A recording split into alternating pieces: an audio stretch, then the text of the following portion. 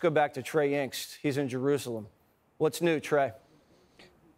Jesse, a lot of developments for you. We are hearing tonight from Israel's Prime Minister Benjamin Netanyahu, who confirmed these strikes took place with dozens of Israeli jets in the skies over Iran.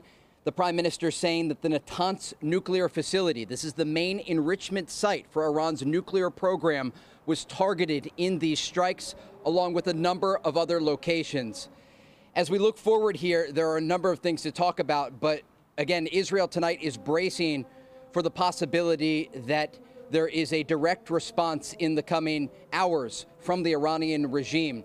Iran's top IRGC officials had promised that if their nuclear facilities were attacked, that they would target Israel directly with a variety of missiles that they did not use in previous strikes against Israel.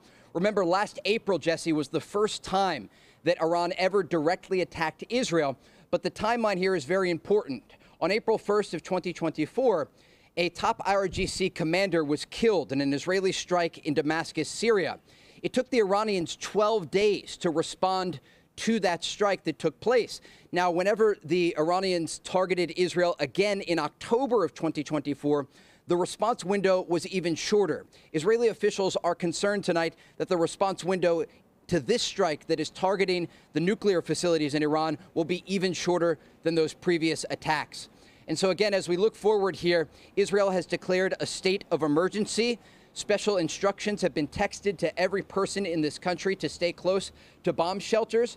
And the country's Prime Minister Benjamin Netanyahu is releasing his first statement tonight. And I'll read you just a little bit more of what the Prime Minister said.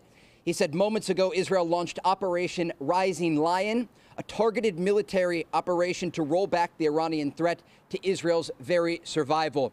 He confirms that not only were nuclear sites targeted in Iran, but also some of the long-range missile capabilities belonging to the Iranian regime. We have been talking with officials across the region over the past several weeks as the ongoing negotiations were taking place. This was largely considered an outlier in what could take place, again, with the scheduled 6 rounds of talks supposed to happen on Sunday. Jesse?